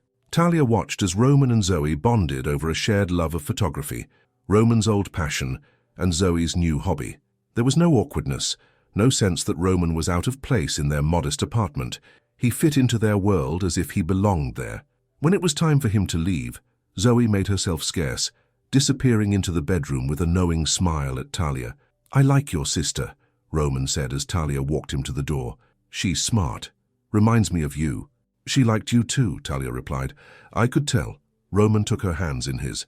Thank you for bringing me here, for letting me see this part of your life. Thank you for wanting to see it, Talia said softly. He kissed her goodnight, a tender kiss full of promise. I'll call you tomorrow, he said. After he left, Talia found Zoe waiting in the living room, her expression serious. I like him, Zoe said without preamble. He's not what I expected. What did you expect? I don't know. Someone more entitled? Less genuine? But he looks at you like you're the most fascinating person he's ever met. Zoe paused. He's rich, isn't he? Like really rich. Talia nodded. CEO of Latimore Design. Zoe whistled low. Wow. And he's interested in you? I mean, not that you're not amazing, but I know what you mean, Talia interrupted. And yes, he seems to be. Despite everything. Be careful, Tal, Zoe said softly. I don't want to see you get hurt. I know, Talia replied. I'm trying to be, but with him it's like I can't help myself. Zoe hugged her. Just remember that no matter what happens with Mr. CEO, you've always got me. Talia held her sister close, grateful for her unwavering support. And you've always got me. That's never going to change. But as she lay in bed that night, Talia couldn't help but wonder if everything else in her life was about to change in ways she never could have imagined. The next 2 weeks passed in a whirlwind of stolen moments and deepening emotions. Roman and Talia found ways to see each other despite their busy schedules. Coffee between her classes, lunch near her campus, quiet dinners in out-of-the-way restaurants where they could be themselves without the weight of Roman's name following them. For Talia, it was like living in 2 separate worlds. There was her regular life, classes, jobs, taking care of Zoe, and then there was the magical bubble she entered whenever she was with Roman. In that bubble, anything seemed possible. Outside it, reality waited. Roman faced his own divided existence. Publicly, he continued to play the part expected of him, escorting Elise Whitmore to the museum as promised, attending business functions, meeting with potential investors. But privately, his heart and mind were increasingly focused on Talia. "You seem different lately," David observed one afternoon as they reviewed designs for the Henderson project. Happier, more like the old Roman. Roman smiled. "I feel different. Like I'm finally remembering who I am beyond this office, beyond the Latimore name. It's the girl, isn't it? Talia?" Roman nodded. "She makes me see possibilities I'd forgotten existed." David studied his friend for a moment. "Your mother's been asking questions, you know. About where you go in the evenings, who you're spending time with." Roman's smile faded. "I figured she would. She's never been one to respect boundaries. What are you going to do? You can't keep living this double life forever." "I know," Roman admitted, "but I'm not ready to expose Talia to my mother's judgment, to the scrutiny that comes with the Latimore name. Not yet." "And Elise Whitmore? The investment?" Roman ran a hand through his hair. "The company needs that investment. I know that. But I'm working on alternative solutions. There has to be a way to save Latimore Design without sacrificing my personal happiness." "I hope you find it," David said sincerely, "because your mother is planning something. I overheard her on the phone yesterday talking about a surprise announcement at the charity ball next week." Roman's stomach tightened with apprehension. "What kind of announcement?" I don't know, David admitted, but she seemed very pleased with herself. The charity ball, the one he'd agreed to escort Elise to, Roman had been dreading it, especially since things with Talia had grown more serious. The thought of spending an evening pretending to be interested in Elise while his heart was elsewhere felt increasingly wrong. I need to talk to Talia, Roman said, standing. Clear my schedule for the rest of the afternoon. Already done, David replied with a knowing smile. Go get her, Romeo. Talia was just finishing her shift at Sunrise Cafe when Roman walked in. The sight of him, slightly disheveled as if he'd rushed over, made her heart skip a beat. This is a nice surprise, she said, untying her apron. I thought you had meetings all afternoon. I cancelled them, Roman replied. I needed to see you. Something in his tone made Talia pause. Is everything okay? Roman glanced around the cafe, which was still busy with afternoon customers. Can we go somewhere and talk? Privately? Concern twisted in Talia's stomach, but she nodded. There's a park across the street. We could walk there. The spring day was warm and bright. The park filled with people enjoying the sunshine. They found a relatively secluded bench under a flowering tree, pink petals occasionally drifting down around them. You're scaring me a little, Talia admitted as they sat. What's going on? Roman took her hands in his. I need to tell you something. Something I should have told you sooner. Talia braced herself, old insecurities rushing back. This was it. The moment he told her this had all been a mistake, that they were too different, that it had been fun, but it was time to return to reality. The charity ball for the Arts Foundation is next week, Roman began.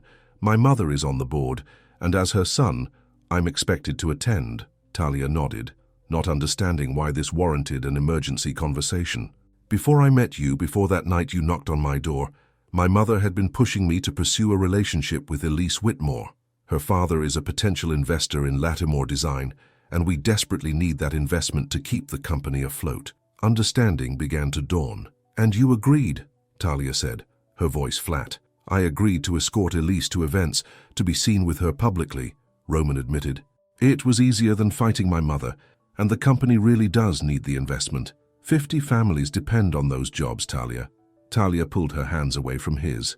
So, all this time, while you've been seeing me, you've also been dating someone else? Someone suitable, someone from your world?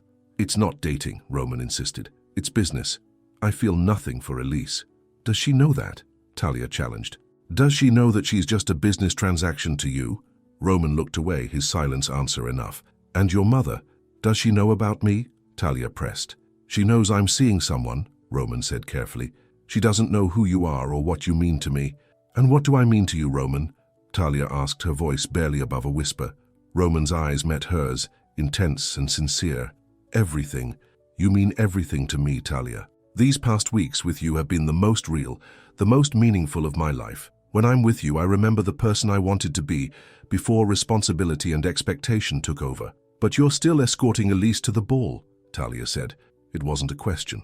I promised I would before I understood what I feel for you, Roman explained.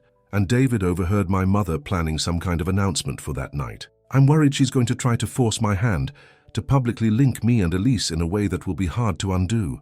So what are you going to do? Roman took a deep breath. I want you to come to the ball with me. Talia stared at him in shock. What? Not as my date. I know that's asking too much, but as a guest. David can get you an invitation. I want you there, Talia, so that whatever my mother announces, you hear it from me. See my reaction firsthand. No secrets, no hiding. You want me to watch while you escort another woman to a fancy ball? To sit on the sidelines while your mother tries to auction you off to the highest bidder? Talia stood, anger and hurt boiling over. Do you have any idea what you're asking? I know it's a lot, Roman admitted, standing as well, but I'm trying to be honest with you, to include you in this part of my life. I don't want to be like Marcus, keeping you separate from my real life. You are my real life, Talia. Talia shook her head, tears threatening. This isn't honesty, Roman. This is having your cake and eating it too. You want to fulfill your family obligations while keeping me on the side. That's exactly what Marcus did. No, Roman insisted, reaching for her. That's not what this is. I'm trying to find a way through an impossible situation. The company needs the Whitmore investment. People's livelihoods are at stake. And what about my heart? Talia asked quietly. Is that just collateral damage in your business strategy? Roman's face crumpled with pain. Of course not. I love you, Talia. The words hung in the air between them, the first time he'd said them directly. Under any other circumstances, they would have been cause for joy. Now they just twisted the knife deeper. "If you love me," Talia said, her voice steady despite her tears, "then you need to make a choice. Not next week, not after the ball. Now." "Talia." "No, Roman.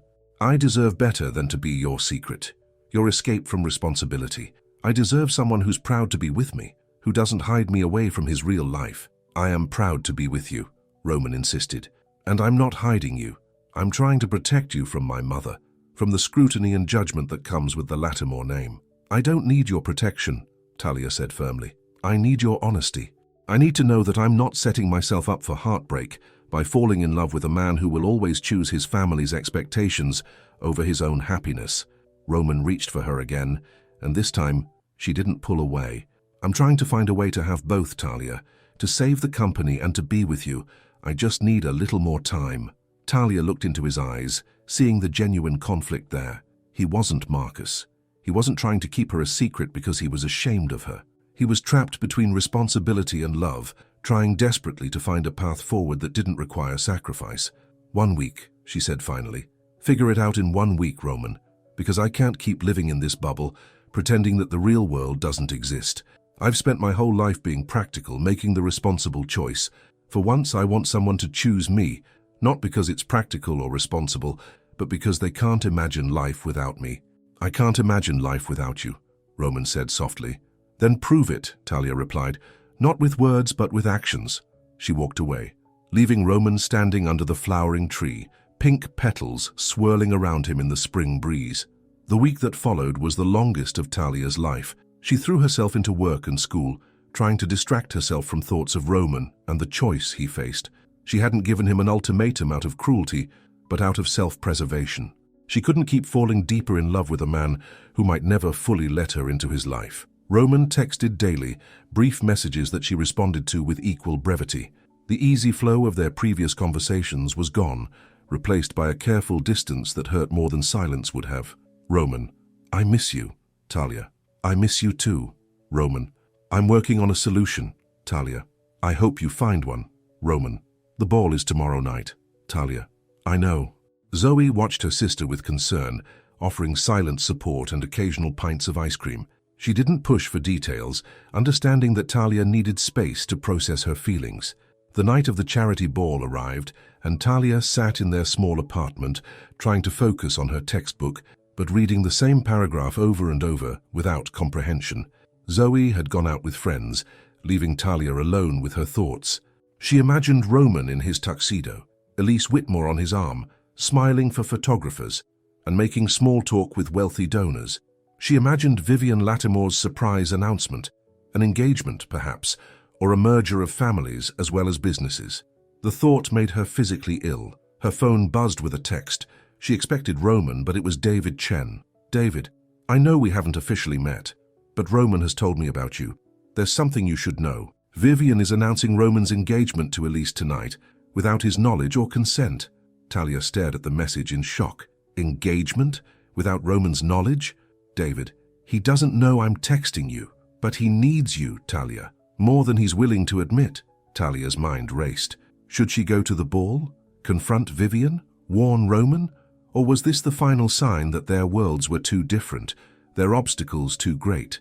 Her phone buzzed again. Roman this time. "Roman, I made my choice. Come to the Monarch penthouse, please." Talia's heart pounded. What did that mean? Had he chosen his family's expectations after all? Was this goodbye? Only one way to find out. The doorman at the Monarch recognized her immediately. "Miss Monroe, Mr. Lattimore said you'd be coming. Go right up." The elevator ride to the penthouse felt both familiar and strange, like returning to the scene of a dream. When the doors opened to the private foyer, Talia took a deep breath before knocking. Roman opened the door immediately, as if he'd been waiting right behind it. He was dressed in a tuxedo, his bow tie undone and hanging around his neck, his hair slightly rumpled as if he'd been running his hands through it repeatedly.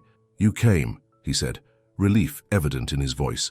"Your friend David texted me," Talia explained, stepping inside. "He said your mother is planning to announce your engagement tonight, an engagement you don't know about." Roman nodded grimly. "David overheard her finalizing the details this morning. She and James Whitmore decided that a surprise announcement would force my hand. The perfect business merger, sealed with a marriage. So why aren't you there? Talia asked. Stopping it? Because I realized something, Roman said, moving closer to her. I've spent my entire adult life trying to live up to my father's legacy, trying to be the son my mother wants me to be. I've sacrificed my dreams, my passions, my happiness for the Lattimore name, and I'm done. Talia's breath caught. What do you mean? I mean I've made my choice, Roman said simply. I choose you, Talia. I choose us. But the company, Talia protested, the investment, the 50 families that depend on those jobs. I found another way, Roman explained. I've been working on it all week. David and I approached Henderson Development. They've agreed to a partnership that will inject enough capital to keep Lattimore design going. It's not as much as the Whitmore investment would have been, but it's enough, and it comes without strings attached to my personal life. Your mother will be furious, Talia said. Probably, Roman agreed with a rueful smile. But it's time she understood that the company is mine now, not my father's. And I get to decide what the Lattimore legacy means going forward. And what does it mean? Talia asked softly. Roman took her hands in his.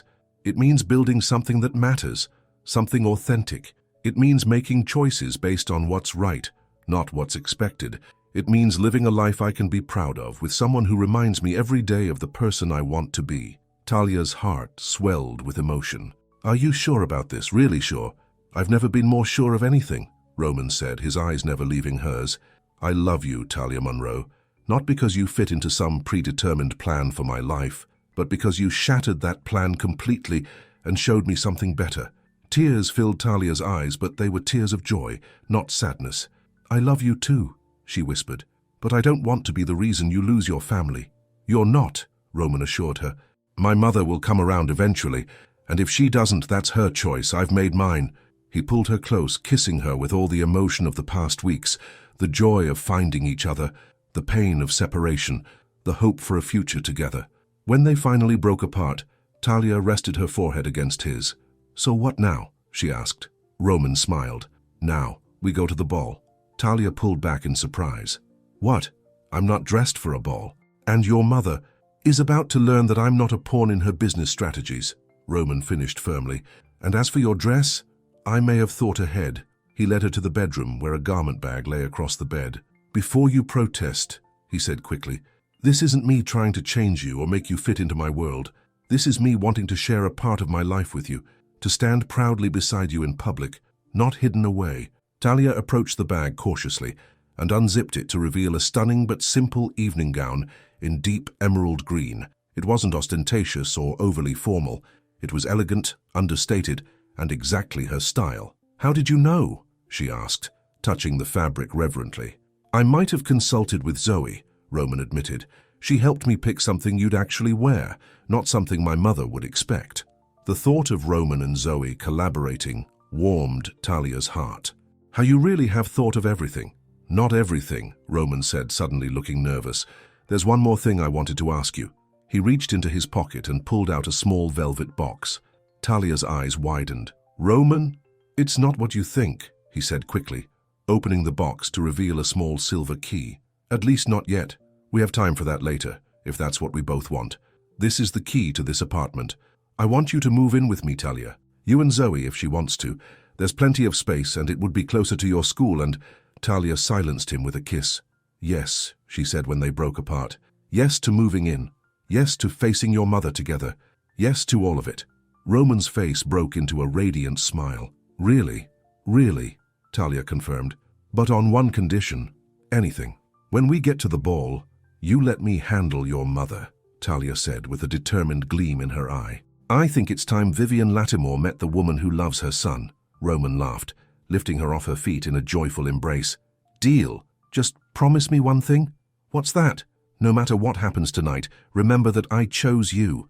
Not because it was easy or convenient, but because not choosing you was impossible. Talia touched his face gently. I'll remember. The Metropolitan Hotel ballroom was a sea of designer gowns and tuxedos, crystal chandeliers casting a warm glow over the elegant crowd. Vivian Lattimore stood near the stage, checking her watch impatiently as she scanned the room for her son. He'll be here, James Whitmore assured her. Roman has always been punctual. He should have been here an hour ago, Vivian replied, her voice tight with irritation. "The announcement is scheduled for 9 o'clock. Elise Whitmore joined them, resplendent in a designer gown that had been chosen specifically for the occasion. "Perhaps he got held up with work," she suggested. "You always say he's dedicated to the company." Vivian's response was cut short by a sudden hush falling over the crowd near the entrance. She turned to see what had caused the stir, and her face paled. Roman stood in the doorway, handsome in his tuxedo, his bow tie now properly tied. But it wasn't his appearance that had silenced the crowd. It was the woman beside him, tall, graceful, and undeniably beautiful in a simple emerald gown. Her hand was firmly clasped in Roman's, their posture clearly indicating that they were together. "Who is that?" Elise demanded, her voice sharp with surprise and jealousy. Vivian didn't answer, her eyes fixed on her son as he guided the unknown woman through the crowd, nodding politely to acquaintances, but making a direct line toward where she stood. "Mother," Roman said when they reached her, his voice calm but firm. "I'd like you to meet Talia Monroe. Talia, this is my mother, Vivian Lattimore." Vivian's eyes swept over Talia, taking in every detail, the simple but elegant dress, the natural beauty, the quiet confidence in her posture.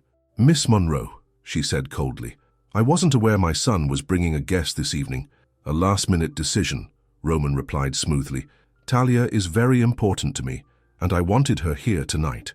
James Whitmore cleared his throat awkwardly. "Roman, we were beginning to worry you wouldn't make it. Elise has been waiting to share a dance with you." Roman turned to Elise with a polite but distant smile. "I'm sorry, Elise, but I'm afraid I won't be able to dance with you tonight. In fact, there are some things that need to be clarified." He turned back to his mother. "I understand you're planning an announcement this evening, an announcement regarding my future." Vivian's lips thinned. "This is hardly the place for this discussion, Roman." "On the contrary," Roman said, his voice carrying just enough to be heard by those standing closest to them. "Since you were planning to make a public announcement about my life without my consent, I think this is exactly the place to address it."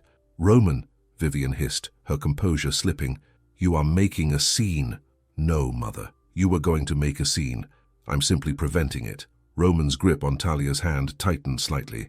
"There will be no announcement of an engagement between me and Elise tonight, or any night. I've signed a partnership agreement with Henderson Development that will provide the capital Lattimore design needs without requiring me to sacrifice my personal happiness." James Whitmore's face flushed with anger. "This is outrageous. We had an understanding, Vivian. An understanding that never included me," Roman pointed out firmly. "I'm sorry if there was a misunderstanding, Mr. Whitmore, but I have no intention of marrying your daughter, no matter how lovely and accomplished she is." Elise's eyes narrowed as she looked between Roman and Talia. "It's because of her, isn't it? Who is she, Roman? Some charity case you're trying to save?" Talia, who had remained silent until now, stepped forward slightly. "Actually, I'm the woman who loves your son," she said to Vivian, her voice calm but strong. "Not for his name or his money or his position, but for who he is beneath all that. The man who wants to travel the world taking photographs. The man who eats cheap pizza on picnic blankets and dances to jazz music like no one's watching. The man who sees me, really sees me, in a world where most people look right through me." Vivian's expression was a mixture of shock and disdain. "You have no idea what you're talking about. You know nothing about our world, our responsibilities." "You're right," Talia agreed. "I don't know much about your world, but I know everything about your son's heart, and that's what matters to me." Roman looked at Talia with such naked adoration that even Vivian seemed momentarily taken aback. "Mother," Roman said, his voice gentler now, "I'm not rejecting our family or our legacy. I'm just defining it on my own terms. Lattimore Design will continue, and it will thrive. But my personal life is my own, and I choose Talia." A crowd had gathered around them, drawn by the tension and drama. David Chen appeared at Roman's side, a supportive presence in the face of Vivian's cold anger. "This isn't over, Roman," Vivian said quietly. "You're making a mistake that could cost us everything your father built." "No, Mother," Roman replied. "I'm honoring what my father built by ensuring it continues, but on my terms. And I'm building something of my own in the process. A life with someone who loves me for me, not for the Lattimore name." He turned to Talia, his eyes full of love and certainty. "Would you like to dance?" Talia smiled, the tension of the confrontation melting away at his touch. "I thought you'd never ask." As Roman led Talia to the dance floor, the crowd parted, whispers and speculative glances following them. But for once, Roman didn't care what anyone thought. The only opinion that mattered was that of the woman in his arms. "You were amazing," he murmured, as they began to dance, the orchestra playing a slow, romantic melody. "I've never seen anyone stand up to my mother like that. I was terrified," Talia admitted with a small laugh. "But some things are worth fighting for." Roman pulled her closer. "You are definitely worth fighting for, Talia Monroe, and I plan to keep doing it for as long as you'll let me." "That might be a very long time," Talia warned with a smile. "I'm counting on it," Roman replied, before leaning down to kiss her, not caring who saw or what they thought. Around them, the charity ball continued. Glasses clinked, conversations flowed, business deals were made. But in their own world, on the dance floor, Talia and Roman had created something new, something that transcended social boundaries and family expectations. They had created a love that was entirely their own. 6 months later, Talia stood in the empty storefront, sunlight streaming through the large front windows, highlighting the dust motes dancing in the air. The space was small but full of potential. Hardwood floors that would shine with a good polishing, walls that could be painted in warm, welcoming colors, a counter area that would be perfect for displaying pastries. "What do you think?" Roman asked, watching her face as she took it all in. "It's yours if you want it." Talia turned to him in shock. "Mine? How? We've only been looking at locations for a few weeks." Roman shrugged, a smile playing at his lips. "I might have done some advanced scouting, and when this place came on the market, I knew it was perfect for Monroe's bakery." "We can't afford this," Talia protested. "Not yet. I've only been out of school for a month." "Actually, we can," Roman countered. "The business plan you developed is solid. The bank approved the loan yesterday, and with the prize money from that baking competition you won last month, we have enough for the initial renovations." Talia's mind raced. After moving into the penthouse with Roman, she had finally been able to focus on her studies and her baking, without the constant pressure of multiple jobs and financial strain. She had graduated with honors and immediately begun planning for her bakery dream, expecting it would take years to save enough for a down payment on a space. "This is really happening?" she asked, her voice barely above a whisper. Roman nodded, taking her hands in his. "It's really happening. Your dream, Talia. You made it happen." "We made it happen," she corrected, tears of joy filling her eyes. "I couldn't have done this without you." Roman pulled her close. "You could have. You're the strongest, most determined person I know, but I'm glad I get to be part of it." Talia looked around the empty space, already seeing what it would become: the cases of fresh pastries, the small tables where customers would linger over coffee, the warm atmosphere that would make everyone feel welcome. "I can't believe how much has changed in 6 months," she said softly. And it had been a whirlwind 6 months. After the charity ball showdown, Vivian had refused to speak to Roman for weeks. But when the Henderson partnership proved successful, and Lattimore Design began to thrive under Roman's leadership, she had grudgingly begun to accept the new direction of both the company and her son's life. Zoe had moved into the penthouse with them, turning one of the spare bedrooms into a combination bedroom and coding lab. She and Roman had bonded over photography and technology, and with his encouragement, she had applied for an internship at a prestigious tech firm for the summer. Talia had finished her degree and immediately thrown herself into planning for the bakery, developing recipes and refining her business plan. Roman had supported her every step of the way, offering advice when asked but never pushing his own vision onto her dream. "Do you ever regret it?" Talia asked suddenly. "Choosing me over what your mother wanted for you?" Roman shook his head without hesitation. "Not for a second. The past 6 months have been the happiest of my life. The company is doing well.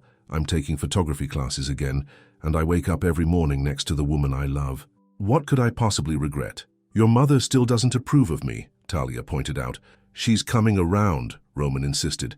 "She actually asked when you were going to teach her how to make those cinnamon rolls she had at brunch last weekend." Talia laughed. "That's just because she wants to impress her country club friends." "Maybe," Roman conceded with a smile, "but it's progress. She's learning that the Lattimore legacy can be about more than just business success and social status. It can be about happiness, about following your heart." Talia walked to the large front window, looking out at the tree-lined street. "This is really the perfect location, close enough to the business district for the morning rush, but still in a neighborhood where people might come for weekend brunch. And only a 10-minute drive from the penthouse," Roman added, coming to stand behind her, his arms wrapping around her waist. "Which means I can stop by for lunch every day." "You'll get tired of pastries," Talia warned. "Never," Roman declared. "Especially not yours." They stood in comfortable silence for a moment, imagining the future that would unfold in this space. Then Roman reached into his pocket and pulled out a small box. "I have something for you," he said, his voice suddenly nervous. "A bakery warming gift, you could say." Talia turned in his arms to face him, her eyes widening at the sight of the velvet box. "Roman, before you say anything," he said quickly, "this is not because we're standing in your new bakery space. I've been carrying this around for weeks, waiting for the right moment. And then I realized there is no perfect moment, just perfect feeling. And I've never been more certain of anything in my life." He opened the box to reveal a beautiful but modest diamond ring, elegant in its simplicity. "Talia Monroe," Roman said, his voice full of emotion, "you knocked on my door by accident 6 months ago, but it was the most fortunate mistake of my life. You've shown me what real courage looks like, what it means to live authentically. You've reminded me of who I am and who I want to be. Will you marry me?" Tears spilled down Talia's cheeks as she nodded, too overwhelmed to speak for a moment. "Yes," she finally managed. "Yes, Roman Lattimore, I will marry you." Roman slipped the ring onto her finger, his hands trembling slightly with emotion. It fit perfectly, catching the sunlight streaming through the bakery windows. "I love you," he whispered, pulling her close. "I love you too," Talia replied. "Thank you for choosing me, for choosing us." "Every day," Roman promised. "I'll choose you every day for the rest of our lives." As they stood in the empty space that would soon become Monroe's bakery, holding each other close and dreaming of their future together, Talia thought about the rainy night 6 months ago, when she had almost turned away from a door that wasn't the right address. One small decision, one moment that could have gone differently, and she would never have met the man who now held her heart. Life was full of doors, some we choose to knock on, some we pass by, and sometimes the most important ones are the ones we almost didn't knock on at all. 1 year later, Monroe's bakery had become one of the most popular spots in the city. The morning lines often stretched down the block, customers willing to wait for Talia's famous cinnamon rolls and perfectly flaky croissants. The space had been transformed from an empty storefront to a warm, inviting haven with rich wood accents, comfortable seating, and the constant aroma of fresh baking. Photographs lined the walls, beautiful black and white images of the city, of people enjoying simple moments, of the bakery itself coming to life in the early morning hours, all taken by Roman, who had rediscovered his passion for photography and now regularly sold his work to galleries. Zoe had graduated early and been offered a full-time position at the tech firm where she had interned. She had moved into her own apartment, but was a constant presence at the bakery, often bringing her co-workers in for lunch. Even Vivian Lattimore had become a reluctant regular, hosting her charity committee meetings at the bakery once a month, privately admitting to Roman that Talia's almond tarts were acceptable. Coming from Vivian, it was high praise indeed. Lattimore Design had flourished under the Henderson partnership, expanding into new markets and winning prestigious contracts. Roman had restructured the company to allow himself more time for photography and for helping Talia with the business side of the bakery. He had found a balance that his father never had: success without sacrifice, achievement without losing himself. And through it all, Roman and Talia's relationship had only grown stronger. They had married in a simple ceremony at Riverside Park, under the same oak tree where they had shared their first picnic. David had been Roman's best man, Zoe had been Talia's maid of honor, and even Vivian had attended her gift to the couple, a surprisingly thoughtful one, a trust fund for their future children's education. As Talia closed up the bakery one evening, Roman waiting for her at their usual table by the window, she marveled at how completely her life had changed in just 18 months. From a struggling student juggling multiple jobs to a successful business owner and a happily married woman, all because she had knocked on the wrong door one rainy night. "Ready to go home?" Roman asked, helping her with her coat. "Home," Talia repeated with a smile. It was still a marvel to her, the life they had built together. "Yes, let's go home." They walked hand in hand down the street, past the line of shops and cafes, toward the car that would take them back to the penthouse they shared. Tomorrow would bring new challenges, new opportunities, new moments to cherish, but whatever came their way, they would face it together. Because some doors, once opened, lead to places beyond our wildest dreams. The end.